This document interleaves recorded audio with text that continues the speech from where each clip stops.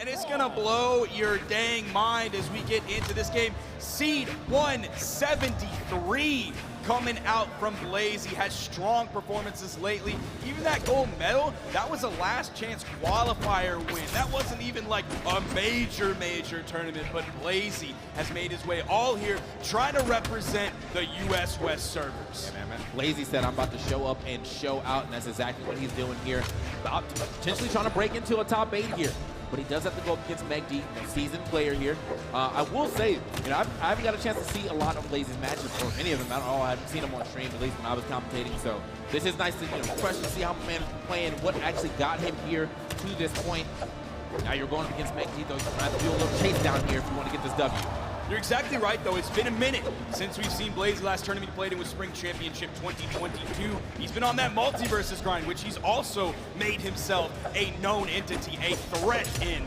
This time, Blaizzy is a little bit behind Meg D, who's starting to set up that edge guard, side stick over the stage. No, sees that spear coming, and actually gets bonked by it on the head. Neutral air, juggle opportunities for Blaizzy. No, back to the ground. Ooh, okay, Blaizzy actually throwing out quite a bit of options there, but not getting punished for any of them, and ends up finding that neutral air. Very close, good dodge right there from Meg D. If he had dropped down or fast fell into that, that was pretty sure that was going to be stopped like easily. But has to find, again, both these guys have to find that final hit.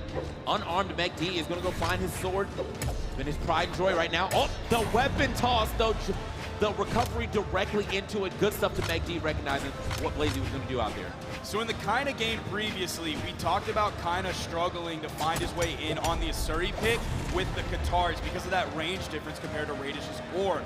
Now the range is really going to favor Blaizzy here. Has both bow and spear, but Meg D is doing a great job of either waiting for Blaizzy to attack and punishing while being in the outside of the effective range, or just straight up finding his way back in. The far left side of that neutral air, now the far right side of the sword neutral air. Meg D is making such good use of the range that sword has, even though it falls a little bit short compared to spear and bow. Yeah, but I mean, as you said, he's been able to weave in and out, also been able to whip punish quite a bit. Okay, let's go to the punish. Oh, nice. Okay, Blaizzy getting a little extra damage as well. Love to see it. A little gravity catch sig action up there, but he is kind of hurting right now as far as damage goes. He's not been able to put too much onto Meg D, who, one of the things I am kind of starting to notice about Meg D is like a lot of these dodges, he's always dodging up. And I don't know if Blaizzy has not caught up on to that yet, but I've seen quite a bit of like, oh, let me get out of here, up dodge. That should be enough. He didn't even sweat beast. I think he just knew it was not going to make it, so he's like, you know what, let me get out of here. Back onto his last stock. No weapon in hand. Meg D, once again, I mean, must have known that that weapon's going to be up there. The Brawlhalla God's blessing, but not blessing enough as he is, as Blaizzy is still able to get it. Yeah, since you're talking about Meg D jumping around a lot, if we're thinking about, yo, nice one there, Blaizzy picks it up. But if we're talking about the vertical threat, I feel like Spear's vertical threat, like, is the recovery, but there's a lot of time to punish that one. Right. So it's not the strongest in the straight up region where Meg D's spending a lot of time. Even in the 45-degree range, if we're talking about Spear D-Light can be a risky move. That's the 45-degree angle option that Blaizzy seems to be going with to deal with Meg D. Genuinely, I like that little combination he's getting right there. Like, it seems like an early damage racker. And I mean, I don't know if it's true, but it's looking kind of true. Very quick with it. Blaizzy, though, kind of fighting their way back into this game, but Meg D has been solid throughout. Has not faltered much. I think there's been, little dips and valleys here on the side of Blaizzy, but Meg D has been a straight plane, straight through. Meg D starting to struggle here. Blaizzy has a nice little lead. There comes the juggle opportunities. Doesn't find a punish after that neutral air. Again, Meg D is not able to punish these neutral airs from Blaizzy. Back-to-back in-lights. The punish game from Meg D is not there. It's not happening at all. Meg D, again, you can see the thought process. You can see the wheels turning off of the side lights, just not actually pulling the trigger or anything after that. Back into the sword, though, and just does it. The side six, I know you're not going to expect the amount of reach that I'm about to cover right here, and that's exactly what happened. Meg D is going to go ahead and take it. Again, one of those situations where I feel like Meg D, he's not taking a lot of chances or a lot of risk, but when he does take it, 90% in his favor. Meg D is definitely a risk-averse player going into this one, and I mean, the Brawlhalla speaks for itself. Playstyle speaks for itself. Meg D, between these two, even though Blaizzy does have that gold medal from the last chance qualifier, the experience at this level, even though Meg D doesn't have a ton of it in terms of like BCX World Championship, the experience here in high stakes tournaments is going to favor Meg D 100% compared to Blaizzy. Blaizzy, you know, as you said though, this season player in multiple games is looking pretty good here. He looked great in multiverses. And I mean, side note on all things considered, I always say that when it comes to other games, the Brawlhalla players will always be at top at some point in time. So that has been held true. But I'm trying to see who's going to be the top of this set right now, as Meg D was able to take that first one over to the Fortress Alliance. But I don't know if Blaizzy's going to figure out what he needs to do. Blaizzy wasn't too far behind, to be completely honest. I was expecting that instant to come out a lot earlier than it did. Yeah. That's usually what the Kaya player goes for, is they're just going to rip that one off the top. That's going to be a neutral light punish. Meg D turning that one around. It's the three-piece. Doesn't find the fourth. Man, these side airs, Blaizzy's spacing just isn't quite up to par compared to Meg D's. Yeah, no, I mean, Meg D has definitely been dancing around Blaizzy a little better than Blaizzy has been able to dance around Meg, but there is still some, whoa, okay. That was interesting, and it worked out though, but like normally when you see something like that, you expect to see the, you know, the neutral or the recovery. No, he goes for the down there, and it actually does work out, probably throwing Meg D off a little bit too. You know, it's like, wait, you went for that, and it worked out. Yeah. Because the neutral heavy G-Seed and the recovery are both true options. Right. So no one's ready to press a dodge there until they get hit by that second hit to try and dodge away from the blast zone. Right. So he just completely called that out. I don't know if a recovery would have KO'd. I don't know if a GC in heavy would have KO'd either. So yeah, that was definitely great awareness there from Blaizzy to find that stock, but I mean, even greater gameplay from Meg to not allow that stock to turn into a lead. Only taking a little bit there, and now back onto, oh, never mind, actually going to keep the gauntlets this time around. Oh, you got to pick up that weapon though first, but you know, standing by a little longer than expected, does manage to get it though. Now Meg having to deal with the shorter range of the gauntlets against this bow. I'm sure if another sword comes in, he probably would swap out. Blaizzy finding almost no connections here, gets a nice punish. He almost got hit by that D-Sig from Meg D, but no, he's keeping it coming. I'd have been watching the last game. That was something that Meg D did in his last set with Luna a bit, and to success too. I mean, I think he did it 4 times, and they might have hit 3. So definitely not a bad option to go for. I think Blaizzy, you know, just out of the range to punish that good stuff off the, oh man, almost off of the ground and into the blast zone. It was so close to being that dunk that would have possibly taken the stock, would have most likely taken the stock. Did get that bounce. Oh, he goes back into it. Blaizzy in the lead. That's how you, Blaizzy doing the, you know, the dash up, I think that's down sig, and then that caught Meg D as he tried to moonwalk his way back and moonwalk right into that and out of that stock. However, gonna even it up again. Meg D not allowing a lead to ever exist. Has the weapon advantage here. Blaizzy spawning back in, immediately throws out the neutral light. That's going to end his iframes early as he's spawning back in. Bro, Blaizzy's weapon pickups are so strange. He had the delayed one there earlier, then he throws out the neutral light, hits Meg D away, waits a second, maybe attempting to try the dodge in reaction, and then he picks up the spear.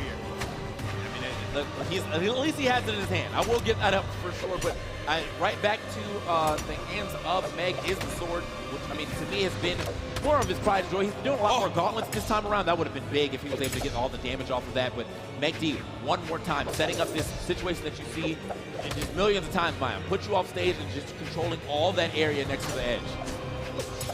Uh-oh. Eli side air setting up for the edge guard. Disarmed as well, does manage to slide past him, but just getting chased down again.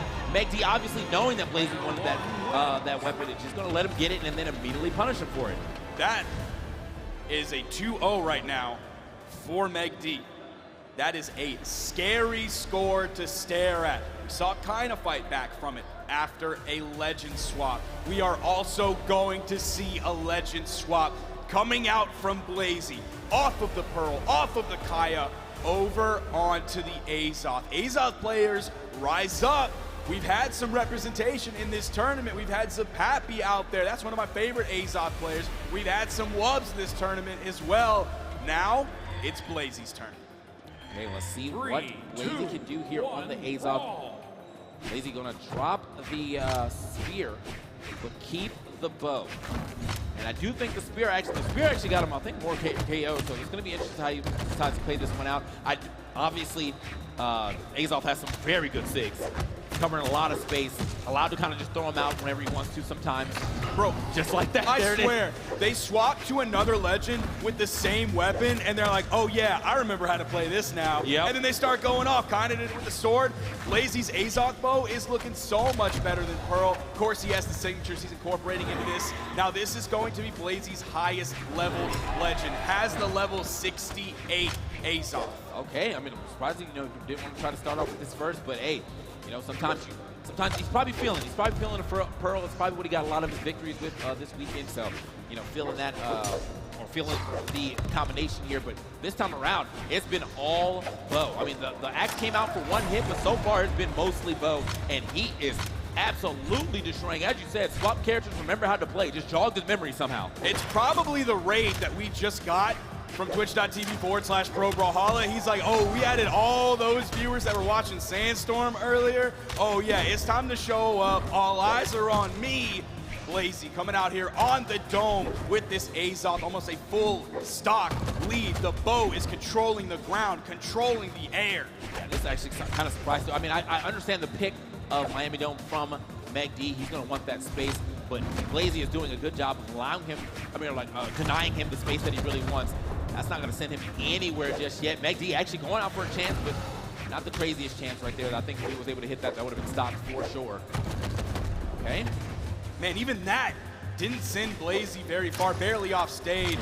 Meg D's going to have to find some major damage or a really cheeky pickup if he's hoping for this stock anytime soon. I don't know where Azoth got all this weight being just bones. I'm telling you, like, he got really dense, but he's been drinking his milk. Oh, yeah, for sure. Oh, he don't need some milk.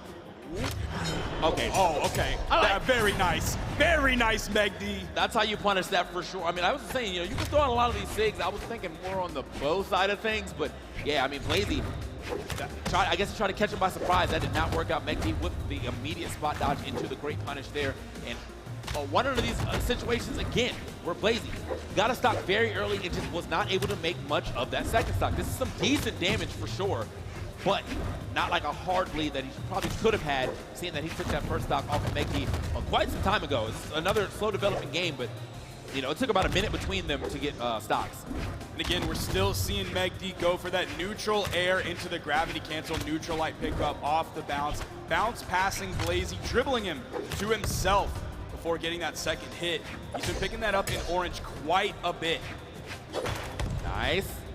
Okay, not able to get the stock off that just yet, but did beat out a recovery at the very least, so keeps himself from taking any damage. Looking for a lot of these neutral airs of the bow. Makes sense though, very strong move for the bow as far as getting vertical KOs. Might not matter though, he's starting to get kind of overwhelmed by Meg D, setting up the same position he's been known for pretty much this entire tournament and probably his whole career. Just being able to really be a good edge guarder, slow, methodical edge guarder. Not going to be able to get past that neutral light though, is going to lose that stock.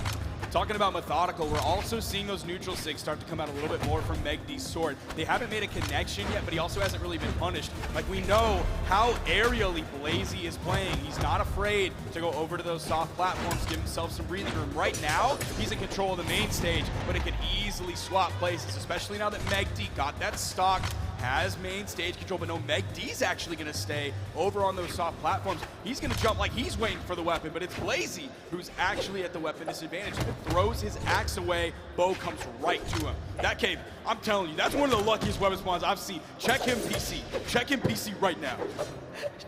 Really just gave it to him. He's like, hey, I like that you got that hit, man. Here's your reward. Here's the bow. And now, back onto the weapon that's really been giving him a lot of success in this game in particular.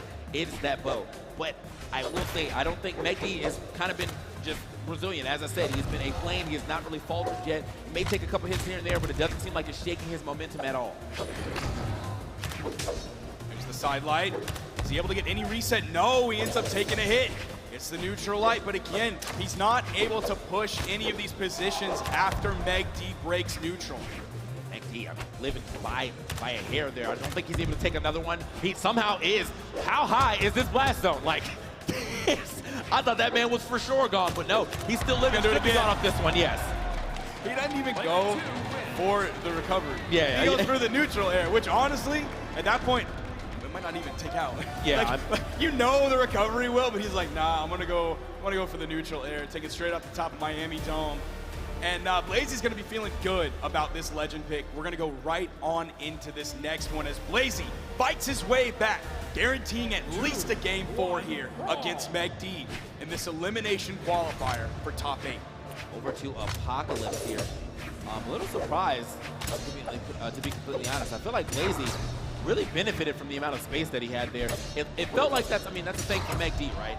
But he was the one who got that W there, got a lot more places to play, and I think that helps him out as far as like not getting edge guarded as hard as he has been getting edge guarded. It doesn't matter. But look at this start off right here from Meg, though. And this is what I was talking about, the possibility from the kind of Radish set of like Blaizzy was in control in game 3, and we've seen so many times that it doesn't matter in the long run. It did in the kind of set. It might not here with the way Meg D is playing. Absolutely clean.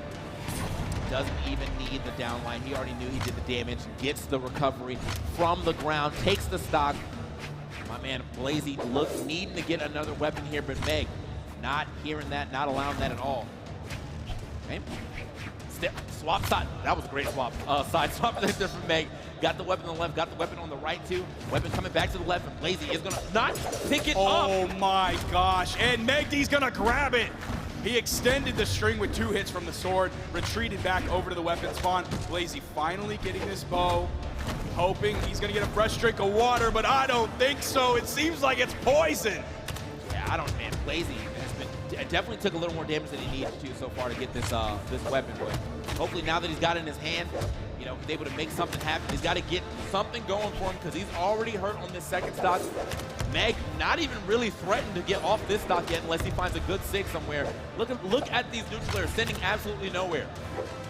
That seems to be his main knockout tool, and that's, if you're looking at the stats from last game, 669 damage from Blaizzy. He got the W, but he has to add up so much damage. That's because neutral air is one of his main KO tools. It's not really the most efficient KO move, adding in the defense of Val. You're seeing it right now. His signature usage was incredible before, but Meg D seems to have that figured out, and he almost has a 2-stock lead figured out. Yeah, I think her base defense is 6, right? So like I feel as though even with that being said, if he decided to go 7, cool, whatever, right? But 6 is still a pretty high defense for the, and you can definitely see how it's really benefiting Meg here. Meg finally losing that stock and almost coming back in immediately to go ahead and say, like, let me get that lead back. Now Blaizzy has to do what Meg has been doing the entire time and denying a solid lead here. But I don't know if he's going to be able to do such. Throws his weapon away, back onto the axe.